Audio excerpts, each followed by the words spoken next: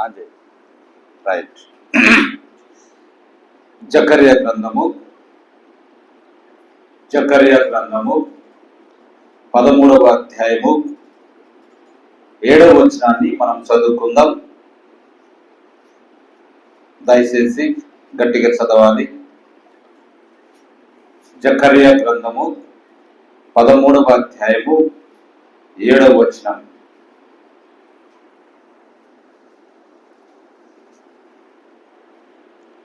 చదవండి. ఖడ్గమా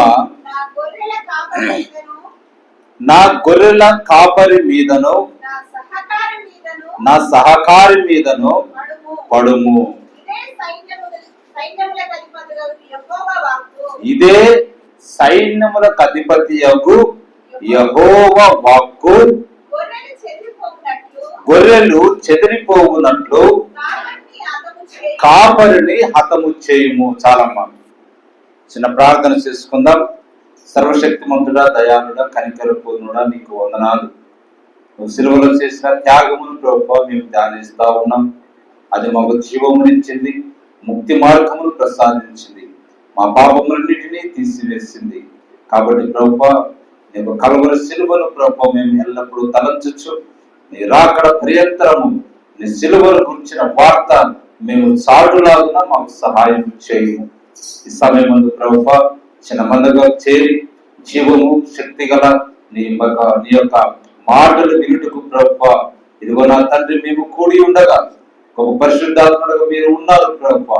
ఈ లేఖనమును తీసుకొని మాతో మాట్లాడమని మా ప్రభువును రక్షకుడు యేసుక్రీస్తు ఘనమైన నామమున స్తుతించడిగి ప్రార్థన చేస్తున్నాము. Amen. Praise the Lord. Hallelujah. ఏమని చదువుకున్నాం మనము? ఖడ్గమా నా గొర్రెల కాపరి మీదను నా సహకారి మీదను పడుము. ఇదే సైన్యములకు అధిపతియగు యెహోవా వాక్కు. గొర్రెలు చెదిరిపోవునట్లు కాపరిని హతము చేయుము. చూడండి, గొర్రెలు చెదిరిపోవాలంటే ఎవరు హతము కావాలి? ఎవరు చనిపోవాలి? కాపరి చనిపోతే నడిపించే కాపరి లేడు కాబట్టి గొర్రెలు ఏమైపోతాయట? చెదిరిపోతా ఉంటాయి. ఇది యేసుక్రీస్తు వారి యొక్క జీవితంలో జరిగినటువంటి సంఘటన. ఆయన జీవితంలో మనకు ఈ లేఖనము నెరవేరినట్లుగా మనం చూస్తా ఉన్నాం. హల్లెలూయా. చూడండి, జకర్యా అంటే యేసుక్రీస్తు వారు పుట్టి ఆయన సిలువ మరణం వరకు 33.5 సంవత్సరములు. దానికంటే ఎంతో ముందుగానే, ఇంకా 100 సంవత్సరముల ముందుగానే జకర్యా చేత పరిశుద్ధాత్ముడు ప్రేరేపణతోటి ఏమని రాశాడు? ఖడ్గమా నా గొర్రెల కాపురి మీదను నా సహకారి మీదను పడుము. ఇదే సైన్యములకు అధిపతి యెహోవా వాక్కు. గొర్రెలు చెదిరిపోవునట్లు కాపురిని హతము చేయుము. ఇలా ఒక ప్రవచనాన్ని రాపించేశాడు. హల్లెలూయా. ఇప్పుడు ఆ ప్రవచనము ఏంటి? అది ఎలా నెరవేరుతుంది, ఎప్పుడు నెరవేరుతుంది అన్నది మనకు తెలియదు. కానీ ఆ ప్రవచన నెరవేర్పు రావాల్సిన దినము వచ్చినప్పుడు అది తప్పకుండా నెరవేరుతుంది. ఆమేన్. హల్లెలూయా. ఎందుకంటే ఇది ఎవరి నోటి నుంచి వచ్చిన మాట? జకర్యాకు దేవుడిచ్చినటువంటి మాట. అంటే జకర్యా అనే ఆ వ్యక్తి పలికిన మాట కాదండి, దేవుడు పలికినటువంటి మాట. కాబట్టి భూమి ఆకాశము గతించిన గాని దేవుని నోట నుండి వచ్చినటువంటి మాటలు ఎన్నడూ గతింపవు. ఆమేన్. హల్లెలూయా. కాబట్టి ఇలాగా రాయబడిన ఈ లేఖనము ఎప్పుడు నెరవేరుతుంది, ఎలా నెరవేరుతుంది అన్నది పరిశుద్ధ గ్రంథంలో రాయబడి ఉన్నది. ఆల్రెడీ ఈ రాయబడిన ఈ జకర్యా మాటలు యేసుక్రీస్తునందు నెరవేరిపోయినవి. హల్లెలూయా. ఇంచుమించుగా 2200 సంవత్సరాల మునిపే ఏమైపోయింది, ఇది నెరవేరిపోయినట్టుగా మనం చూస్తా ఉన్నాం. ఇప్పుడు దాని యొక్క ఎలా నెరవేరింది అన్నది మనం చూద్దాం. మత్తయి సువార్తలో 26వ అధ్యాయము, 26వ అధ్యాయము, మత్తయి సువార్త 26వ అధ్యాయము 30 నుంచి మనం చదువుకుంటే, నేను చదువుతా ఉంటా వినండి. అక్కడ స్పష్టముగా మనకు తెలుస్తా ఉంటుంది. మనము ఎప్పుడు ఏం చెప్పుకుంటామంటే, శిలువ యొక్క పరిస్థితులు చూసినప్పుడు, ఆయనను శిలువ మీద వేసినప్పుడు 7 మాటల గురించి, ఇంకా కొన్ని వాటిని మనం ఎప్పుడు ధ్యానం చేస్తూ ఉంటాం. అవి కూడా ఇంకా కొంత సమయం మనకు ఉన్నది. దానికంటే ముందు అసలు యేసుక్రీస్తు వారు ఆ యొక్క పట్టబడిన రాత్రి, జాగ్రత్త వినాలి ఇక్కడ, యేసుక్రీస్తు వారు ఆ యొక్క మనుషులకు పట్టబడిన రాత్రి ఏమేమి జరిగింది అన్నవి పరిశుద్ధ గ్రంథంలో క్లియర్గా రాయబడి ఉన్నాయి. వాటిని ఈ దినం మనం చూద్దాం. హల్లెలూయా.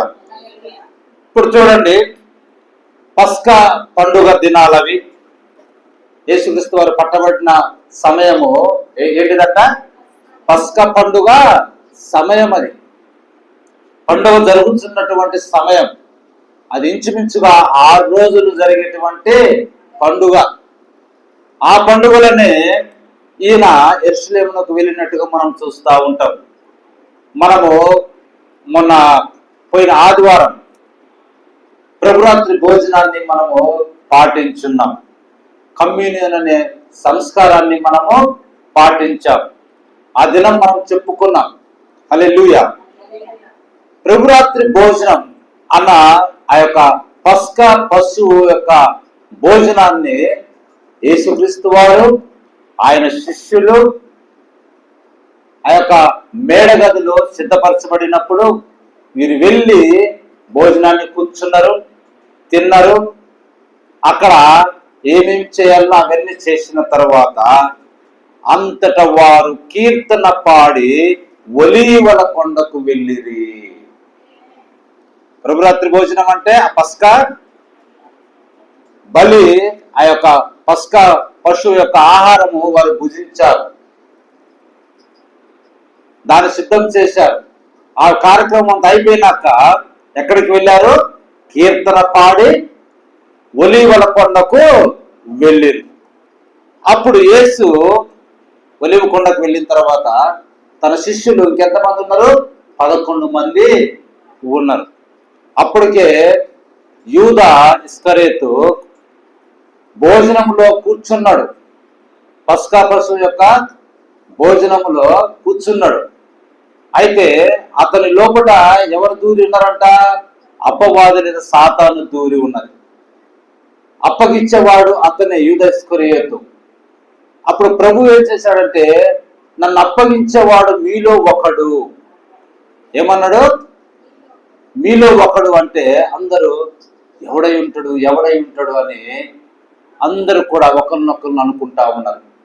అది యేసు ఎరిగి, నేను ఒక ముక్క ముంచి ఒకరికి ఇస్తా, వాడే నన్ను అప్పగించేవాడు అని చెప్పి ఒక ముక్క ముంచి యూదా ఇస్కరియోతుకు ఇచ్చాడు.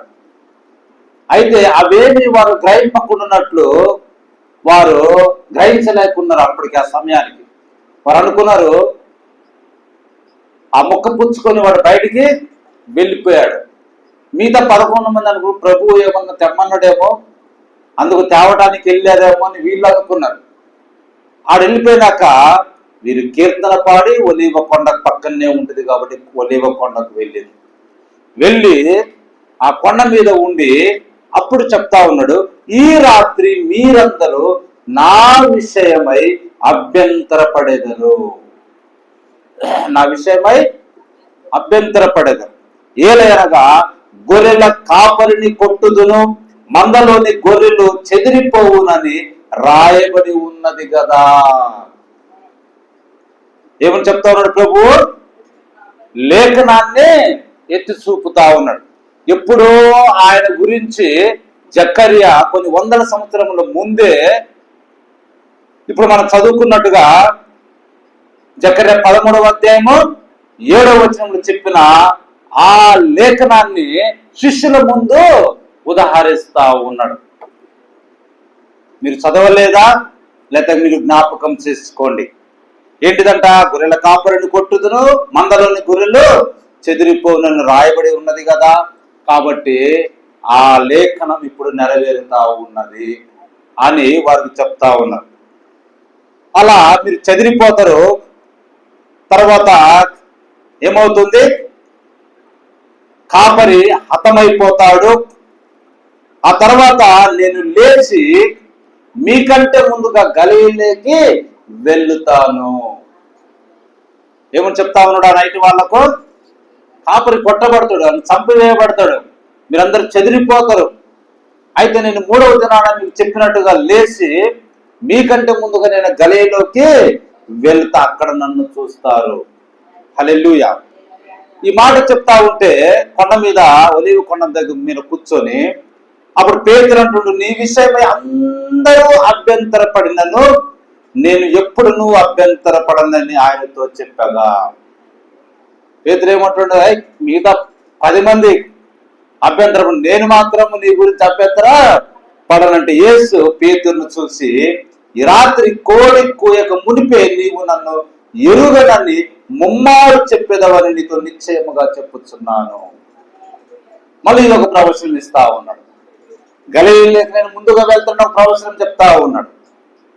మళ్ళీ ఈ రాత్రి కోడి కూయక మునిపే నన్ను ఎరగనని నువ్వు 3 సార్లు నీ నోటితోటి చెప్తావు, నీవు నన్ను విడవకుండా అభ్యంతరపడకుండా ఉంటావా అని ఆయన చెప్పాడు. అంతటా యేసు కూడా వారితో కూడా గెత్సెమనే అనబడిన చోటికి వచ్చి, నేను అక్కడికి వెళ్ళి ప్రార్థన చేసి వచ్చు వరకు మీరు ఇక్కడ కూర్చుండుడని శిష్యులతో చెప్పాను. ఎక్కడికి వచ్చారు? ఒలీవ కొండ మీద ఏమున్నదంట? గెత్సెమనే తోట. అక్కడికి వచ్చి ప్రార్థన చేసి వచ్చే వరకు మీరు ఇక్కడ ఉండండి అని చెప్పి పేతురును జబదయ 2 కుమారులను వెంట పెట్టుకొని పోయి, ఎవరిని వెంట పెట్టుకొని పోయినంట? పేతురు ఇంకా జబదయి కుమారులు, అంటే 2 కుమారులు, ఒకరు యోహాను, ఒకరు యాకోబు. ఎందుకనగా దేవుని యొక్క వాక్యముకు సాదృశ్యముగా, సాక్ష్యముగా 2 లేక 3 సాక్షులు ఉన్నప్పుడు ఆ చెప్పబడిన మాట అది నిజమని నమ్మాలి అంట. హల్లెలూయా. కాబట్టి సాక్ష్యం కోసం ఆయన ఏం చేశాడు? పేతురును, యాకోబును, యోహానును తీసుకొని కొంచెం దూరం వెళ్ళి దుఃఖపడుటకును చింతాక్రాంతుడగుటకును మొదలు పెట్టెను. ఏం జరుగుతా ఉన్నట? దుఃఖపడుతున్నాడు, చింతాక్రాంతుడు అవుతా ఉండడానికి మొదలు పెట్టాడంట. అప్పుడు యేసు, మరణమగునంతగా నా ప్రాణము బహు దుఃఖములో మునిగి ఉన్నది. ఎందుకంటే ఇక జరగబోయేది ఏంటో ప్రభువుకు తెలుసు. ఎంత హింసిస్తారో, ఎంత బాధ పెడతారో అవన్నీ కూడా ఆయనకు తెలుసు. దాన్ని తలుసుకుంటేనే మరణమగునంతగా నా ప్రాణం బహు దుఃఖములో మునిగి ఉన్న, మీరు ఇక్కడ నిలిచి నాతో కూడా మెలకుగా ఉండుడని వారితో చెప్పాను. కొంత దూరం వెళ్ళి సాగిలపడి, ఆ నైట్ ఒలీవల కొండ మీద గెచ్చమైన తోటలో జరుగుతున్న ఈ యొక్క హిస్టరీ అంతా ఇది. సాగిలపడి, నా తండ్రి సాధ్యమైతే ఈ గిన్నె నా యొద్ద నుండి తొలగిపోనిమ్ము. ఒకవేళ వీలైతే ఈ శిక్ష, ఈ బాధ, ఈ యొక్క సిలువ ఈ మరణం ఇదంతా నా దగ్గర నుంచి తొలగిపోనిమ్ము, అయినను నా ఇష్ట ప్రకారము కాదు నీ చిత్త ప్రకారమే కానిమ్మని ప్రార్థించను. ఒకవేళ ఇవన్నీ నేను చేయడానికి వచ్చిన ఆ సమయం ఇదే అయి ఉంటే నీ చిత్తం ప్రకారమే ఆ శిక్ష, మరణము, ఆ సిలువ భారము అవన్నీ అలాగనే రాని అని ప్రార్థన చేశాడు. ఆయన మరలా శిష్యుల వద్దకు వచ్చి వారు నిద్రించుట చూచి ఒక గడి అయినను నాతో కూడా మేల్కొని ఉండలేరా? ఆయన ప్రార్థన చేసి మళ్ళీ వచ్చారు. శిష్యులు ఏమైనారంట? నిద్ర వారికి వస్తా ఉన్నది, నిద్రపోతా ఉన్నారు. అప్పుడు మళ్ళీ వాళ్ళని లేపి ఒక గడి అయినా నాతో మేల్కొని ఉండలేరా? హల్లెలూయా. అప్పుడు చెప్తా ఉన్నాడు, మీరు శోధనలో ప్రవేశింపకుండాన్నట్లు మెలకుగా ఉండి ప్రార్థన చేయుడి. ఏంటంట?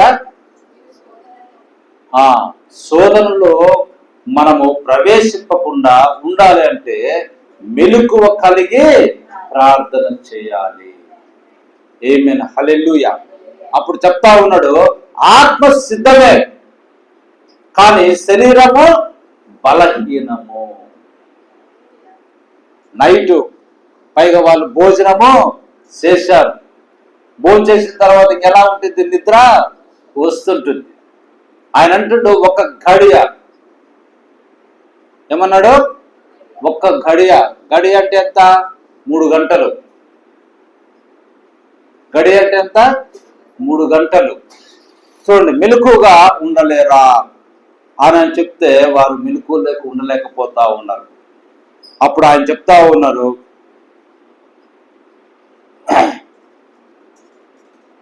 హల్లెలూయా. చూడండి, వారి కన్నులు భారముగా ఉన్నాయంట. ఏమైనాయంట? వారి కన్నులు భారంగా ఉంటే నిద్ర వారికి వస్తా ఉన్నది. వారిని అలా చూసి మరలా వారిని విడిచి మళ్ళీ ఇంతకుముందు ఎక్కడైతే ప్రార్థన చేశాడో మళ్ళీ అక్కడికి వెళ్ళి ఇంతకు ముందు పలికిన మాటలే మళ్ళీ పలుకుచు 3వ మారు ప్రార్థన చేశాను. ఏం చేశానంట? 3వ మారు ప్రార్థన చేశాను. అలా 3 సార్లు ప్రార్థన చేశాడు. ఆత్మ ఎప్పుడు సిద్ధంగానే ఉంటుంది, కానీ శరీరం ఏమైపోతుంటుంది? బలహీనం. అందుకే మనం ఎక్కువసేపు ప్రార్థన చేయలేకపోతా ఉంటాం. అదే ప్రభు చెప్తా ఉన్నాడు. కాబట్టి అలా 3వ మారు ఆయన ప్రార్థన చేసి అప్పుడు ఆయన తన శిష్యుల వద్దకు వచ్చి ఇక నిద్రపోయి అలసట తీర్చుకొనుడి. చూడండి, అలసట అంతా పోవాలంటే మనం ఎందుకు రాత్రి నిద్రిస్తాం? పగలు చేసిన పని నుంచి అలసట తీర్చుకోవటానికి, ప్రశాంతతగా ఉండటానికి. పగలు అవయవాలన్నీ కూడా పనిచేసి ఎంతో అలసిపోయి ఉంటాయి, వాటికి విశ్రాంతి ఇవ్వటానికి. హల్లెలూయా. కాబట్టి అలసట తీర్చుకొనుడి, ఇదిగో ఆ గడియ వచ్చి ఉన్నది. మనుష్య కుమారుడు పాపుల చేతికి అప్పగింపబడుచున్నాడు. ఎవరికి అప్పగించబడతా ఉన్నాడంట? పాపుల చేతికి. లెండి వెళ్ళుదాము, ఇదిగో నన్ను అప్పగించేవాడు సమీపించి ఉన్నాడని వారితో చెప్పాను. ఎక్కడ దాకా వచ్చాడు యూదా ఇస్కరియోతు? ఆయనతో ఉన్న జనము అది కూడా ప్రభువు చూస్తూనే ఉన్నాడు. హల్లెలూయా. ఆయనకు తెలవదా ఎంతవరకు సమీపించాడు? అది కూడా వారికి చెప్తాను. నన్ను అప్పగించి వాడు సమీపించి ఉన్నాడు. ఆయన ఇంకనూ మాట్లాడుచుండగా 12 మందిలో ఒకడు యూదా వచ్చాను. వానితో కూడా బహుజన సమూహములు కత్తులు గుదియలు పట్టుకొని ప్రధాన యాజకుల యొద్ద నుండి ప్రజల పెద్దల నుండి వచ్చాను. యూదాతోటి ఎవరెవరు వచ్చారంట? బహు జన సమూహము కత్తులు గుదియలు పట్టుకొని వచ్చారు. ఆయనను అప్పగించేవాడు యూదా ఇస్కరియోతు ముందుగానే వారికి చెప్పాడు, నేనెవరిని ముద్దు పెట్టుకొందునో ఆయనే యేసు. చూడండి, ఆయనే యేసు. నేను ఎవరైతే ముద్దు పెట్టుకుంటానో ఆయనని మీరు పట్టుకొనుడి. ఇదే గుర్తు అని వారికి చెప్పాడు. చెప్పి వెంటనే యేసు వద్దకు వచ్చి బోధకుడా నీకు శుభమని చెప్పి ఆయనను ముద్దు పెట్టుకోనేను. ఏమో చెప్తా ఉన్నాడు? బోధకుడా నీకు శుభమని చెప్పి ఆయనను ముద్దు పెట్టుకోనను. అప్పుడు ప్రభు అంటా ఉండు, చెలికాడా. చూడండి ఎంత సౌమ్యమైన మాట, ఎంత ప్రేమ గల మాట. ఇప్పుడు మనకు ద్రోహం చేయడానికి ఒక వ్యక్తి పన్నాగం పన్నాడు, అది మనకు తెలిసింది. సరే వాళ్ళు రాని, తెలియనట్టుగా మనం నటిద్దాం, తెలియనట్టుగా ఉందాం, వాడు వచ్చి ఏం చెప్తాడో అని చెప్పేసి మనం కామ్గా ఉంటాం. వాడు వస్తాడు, వచ్చి మన మీద మంచిగా ఉన్నట్టుగా ఏవి మాటలు చెప్తా ఉంటే అప్పుడు మనం ఏమంటాం? ఆహా ఇట్లా చెప్తున్నావా నువ్వు, కానీ నువ్వు వెనక ఏమేమి చేసావో నాకు తెలియదు అనుకుంటున్నావురా, బాగా అది ఇది అని చెప్పేసి అవన్నీ కూడా మనము ముందు పెట్టేస్తాం. అప్పుడు వాడు బిత్తరపోతాడు, అరే ఇవన్నీ ఈయనకెట్లా తెలిసినాయి, నాయనకి ఇడితే ఉండి నాయ ద్రోహం చేయడానికి ఇన్ని కుతంత్రాలన్నీ నువ్వు పన్ని పైకి వచ్చి అన్న మంచిగున్నావా, తిన్నావా అని అడుగుతున్నావా అని చెప్పేసి వాడిని సడామడా మనం ఏం చేస్తాము? తిడతాం. ఎందుకంటే వాడు చేసేది ముందుగానే మనకు తెలిసింది కాబట్టి. ఇక్కడ ప్రభువు అలా తెలిసినా కానీ అతను ఏమని పిలుస్తా ఉన్నాడు? చెలికాడా.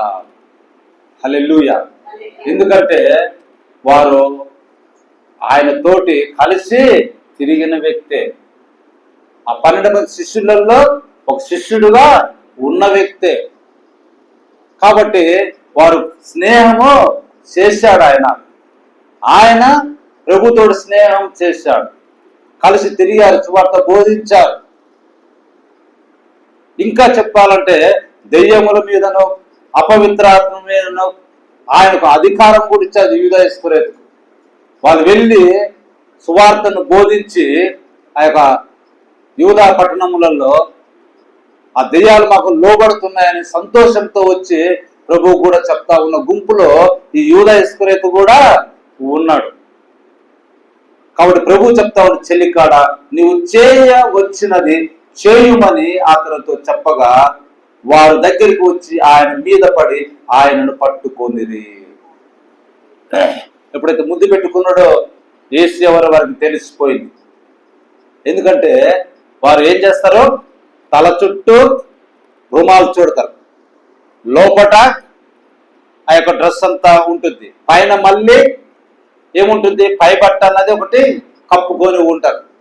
చూడటానికి అందరూ ఒకటే రకంగా ఉంటారు, ఎందుకంటే కళ్ళు అవన్నీ పెద్ద కనిపించవు, పైగా చీకటి కాబట్టి వాళ్ళకు స్పష్టమైన గుర్తు. నేను ఎవరైతే ముద్దు పెట్టుకుంటున్నా ఆయన యేసు, ఇంకా అటువంటిది ఏమియో ఉండదు. ఎందుకంటే ఈయన సెలికాడు కాబట్టి యేసు ఎవరో మిగతా శిష్యులు ఎవరో అతనికి క్లియర్గా తెలుసు. అప్పుడు వారు ఆయన మీద పడి ఆయనను పట్టుకొనిది. ఇదంతా కూడా ఒలీవ కొండ దగ్గర గెచ్చమైన తోటలో జరుగుతున్నటువంటి సన్నివేశం. ఆ రాత్రి వాళ్ళు భోజనం చేసి అక్కడికి వెళ్ళిన తర్వాత జరుగుతున్నటువంటి సందర్భం ఇది. అప్పుడు ప్రభు అంటా ఉన్నాడు, ఇదిగో. అప్పుడు ప్రభు తోటి ఉన్నటువంటి మనుషులు ఉన్నారు కదా, ఇంకా 11 మంది. వారిలో ఒకడు చెయ్యి చాపి కత్తి దూసి ప్రధాన యాజకుని దాసును కొట్టి వాని చెవి తెగ నరికెను. వెంటనే కోపంతో ఏం చేశాడు?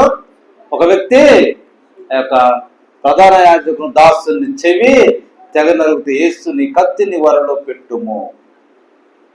ఏమని పిలుస్తా ఉన్నాడు? మళ్ళీ ఆ కత్తి తీసుకొని కొట్టిన వ్యక్తిని నీ కత్తి నీ వరలో తిరిగి పెట్టుము. కత్తి పట్టుకుని వారందరూ కత్తి చేతనే నశింతురు. ఇదొక ప్రవచనం. మళ్ళీ కత్తి పట్టుకుని వారందరూ కత్తి చేతనే నశిస్తారు.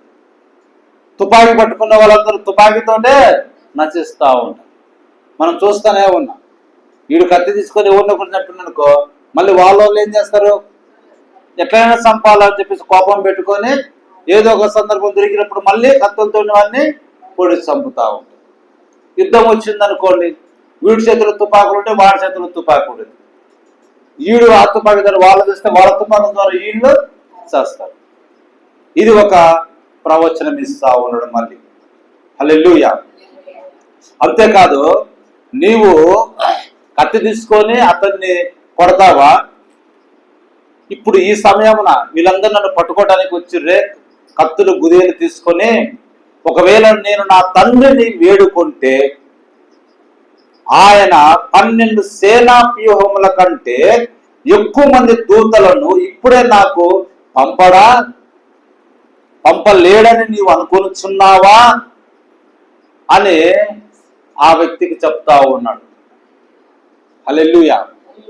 నువ్వు తీసి ఏదో కత్తితోటి నరికి ఆపుదామని అనుకుంటున్నవేమో.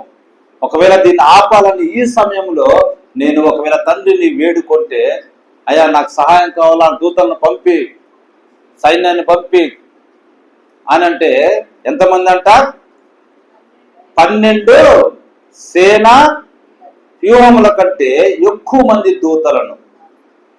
అక్కడ ఉన్నది ఒక వ్యూహానికి 6,000 మంది అంట. ఎంతమంది? 6,000. అట్లాంటి 12 ఆరులు ఎంత? 72,000 మంది. ఒకవేళ ఆయన తండ్రిని వేడుకుంటే అంతకంటే ఇంకా ఎక్కువ మందినే పంపాడనుకో, ఏం జరుగుద్ది? ఆ దేవదూతలందరూ వీరందరినీ చంపివేస్తారు. అలా పంపడని నువ్వు అనుకుంటున్నావా? పంపుతాడు. కానీ చెప్తున్నాడు చూడండు, కానీ నేను వేడుకొని ఎడల పంపుతాడు, నన్ను రక్షిస్తారు, వాళ్ళు పట్టుకోలేరు. అలాగ జరిగిన ఎడల ఈలాగు జరగవలనని లేఖనములు ఏలాగు నెరవేరునని అతనితో చెప్పాను. మరి మిగతా లేఖనాలన్నీ ఏమైపోతాయి? ఇప్పుడు గొర్రెల కాపరి కొట్టబడును, మరణమగును, గొర్రెలు చెదిరిపోతాయి అన్నది ఎట్లా నెరవేరుతుంది? మళ్ళీ ఇంకా అనేకమైన ఆయన సిలువలో పలికిన మాటలన్నీ ఉన్నాయి. మిగతా కార్యక్రమం అంతా అవి అంతా ఎట్లా నెరవేరుతుంది? నెరవేరలేదు కదా, ఆగిపోతుంది అక్కడ. కాబట్టి ఇవన్నీ నెరవేరాలంటే మనకు కత్తి దూసి యుద్ధం చేయాల్సిన అవసరము లేదు. పరలోకం నుండి దేవదూతలు వచ్చి వీళ్ళని చంపాల్సిన అవసరము లేదు. ఆమేన్. హల్లెలూయా. అప్పుడు ఆ గడియలో యేసు ఆయన దగ్గరికి వచ్చిన జన సమూహములను చూసి, బందిపోటు దొంగ మీదికి వచ్చినట్టు కత్తులతోనూ గుదియలతోనూ నన్ను పట్టుకుని వచ్చితిరా. ఏంటంట? అట్లా వచ్చేది ఎవరి మీదకి? బందిపోటు దొంగ మీదకి వస్తారు. ఆ బందిపోటు దొంగ గురించి మనం చెప్పుకున్నాం. అతను ఎవరు? బరబ్బా. అది ఒక బందిపోటు దొంగ అతను. అలాగా నా మీదకి వచ్చారా? నేను అనుదినము దేవాలయంలో కూర్చుండి బోధించుతున్నప్పుడు మీరు నన్ను పట్టుకొనలేదే. ఏంటంట? నేను ప్రతిరోజు దేవాలయంలో కూర్చొని మీకు బోధిస్తా ఉన్నా, మీరు నన్ను పట్టుకొనలేదే. అయితే ప్రవక్తల లేఖనములు నెరవేరినట్లు ఇదంతా జరుగునని చెప్పాను. ఇదంతా ఎందుకు జరుగుతుంది అంటే, ప్రవక్తలు ఆల్రెడీ ఎలా పట్టబడతాడు, ఎలా పట్టుకుంటారు, ఎవరు మోసం చేస్తారు, ఆయన ఎలా సిలువ వేస్తారు, సిలువలో ఏ విధంగా మరణిస్తాడు, మళ్ళీ ఏ విధంగా సమాధి చేయబడతాడు, ఏ విధంగా తిరిగి లేస్తాడు, ఇవన్నీ కూడా ఆయనను ఏ విధంగా ఎగతాళి చేస్తారు, ఏ విధంగా ఆయన హింసిస్తారు, బాధింపజేస్తారు, అవన్నీ కూడా ప్రవక్తలను ముందుగానే రాసి పెట్టారండి. హల్లెలూయా. అవన్నీ నెరవేరటానికి ఇప్పుడు ఇది మీ గడియ. ఏం చెప్తా ఉన్నాడు? ఇప్పుడు ఇది మీ గడియ కాబట్టి మీరు పట్టుకున్నారు. నేను అనుదినం దేవాలయంలో నన్ను ఎవడు పట్టుకోవాలి అంటే అప్పుడు నా గడియ. ఇది మీ గడియ, అది అంధకార గడియ. ఇంకొక లేఖనంలో ఉంటుంది. ఎటువంటి గడియ అంట? అది అంధకార గడియ అంట. హల్లెలూయా. అలా ఎప్పుడైతే ప్రభువును వారు పట్టుకున్నారో శిష్యులందరూ ఆయనను విడిచి పారిపోయిరి. ఏమైపోయారు? శిష్యులందరూ పారిపోయారు. ఎందుకంటే మనం కూడా ఏడబట్టుకొని ఏం చేస్తారో, చంపుతారో, ఏం చేస్తారో అని భయం. యేసును పట్టుకుని వారు ప్రధాన యాజకుడైన కయప యొద్దకు ఆయనను తీసుకొని పోగా అక్కడ శాస్త్రులను పెద్దలను కూడి ఉండేది. పట్టుకున్నారు. ఎక్కడ తీసుకెళ్లారంట? ప్రధాన యాజకుడైన కయప యొద్దకు ఆయనను తీసుకొని పోతే అప్పటికి అక్కడ శాస్త్రులు పెద్దలు కూడి ఉన్నారు. ప్రధాన యాజకులు మహాసభ వారందరూ యేసును చంపవలనని ఆయనకు విరోధముగా అబద్ధ సాక్ష్యములు వెదుగుతున్నారు. అప్పటికి ఏం చేస్తా ఉన్నారు? ఈ నెట్ల చంపుదాం, ఏ విధంగా మనము అతనికి శిక్ష వేపియాలి, అబద్ధ సాక్ష్యములు వెతుకుతా ఉన్నారంట. ఎందుకంటే దేవుణ్ణి దూషించినట్టుగా చూపిస్తే మరణ శిక్ష వేయచ్చు. ఏమి వేయచ్చు? దేవుని దూషించినట్టుగా సాక్ష్యము ఉంటే మరణ శిక్ష వేయచ్చు, రాళ్లతో కుట్టేని చంపవచ్చు, ఏదైనా కానీ చేయొచ్చు అనే వాళ్ళ ప్లాన్. అట్లా వెతుకుచుండ్రు కానీ అబద్ధ సాక్షులు అనేకులు వచ్చినను సాక్ష్యమేమీ దొరకలేదు. ఎంతో మంది అబద్ధ సాక్షులు పట్టుకొచ్చారు. ఏం చెప్తారంటే వారు చెప్పేవి ఏవియో సరిపోలే. తుదకు ఇద్దరు మనుషులు వచ్చి వీడు దేవాలయంలో పడగొట్టి 3 దినములలో దాన్ని కట్టగలనని చెప్పానని.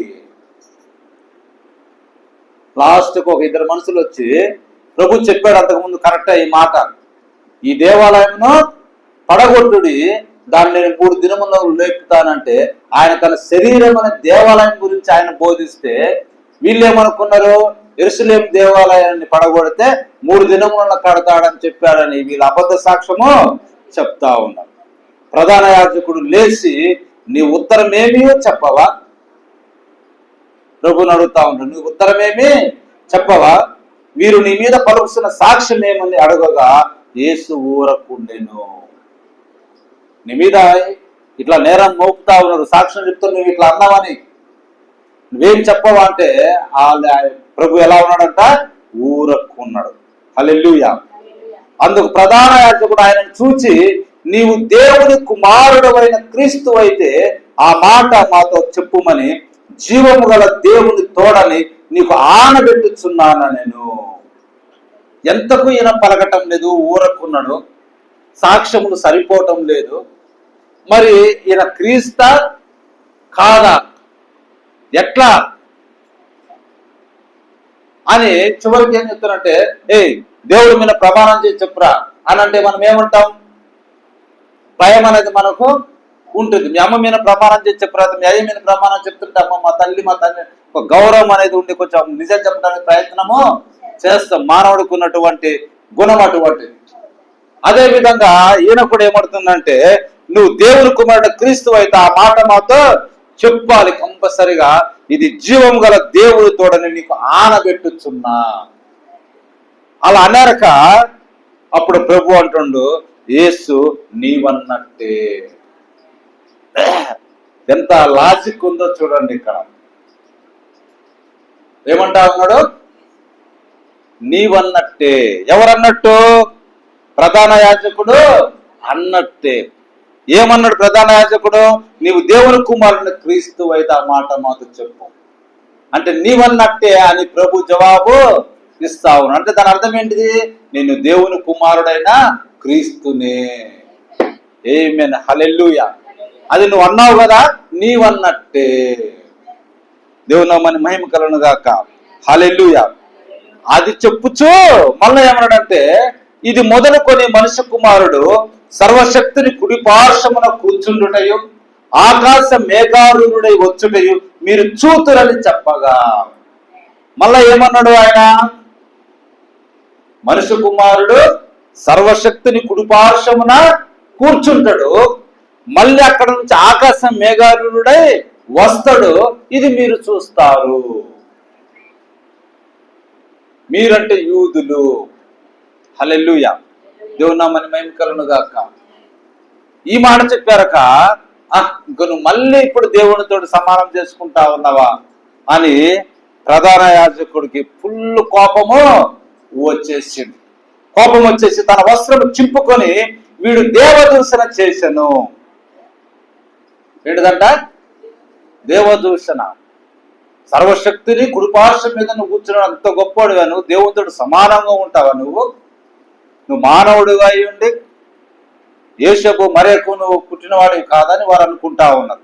గలిలయలో నువ్వు పెరగలేదా? నువ్వు గలిలయ ప్రవక్తను అందరూ అంటున్నారు కానీ మేము అసలు నమ్మటం లేదు. నువ్వు దేవుని కుడిపార్శ్వం అంటే దేవునితో సమానంగా నువ్వు కూర్చుంటావా?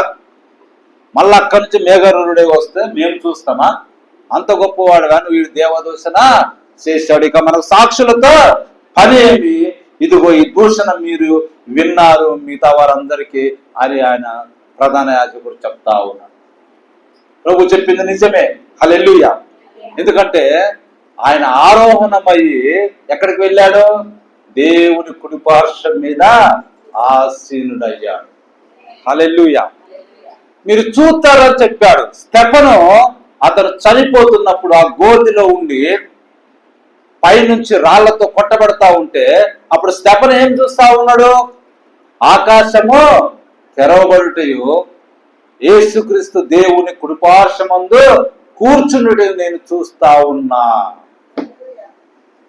హల్లెలూయా. దేవుని నామమున మహిమ కలుగును గాక. అలాగనే ఆకాశం మేఘాలుడు వచ్చుటే మీరు చూతురు.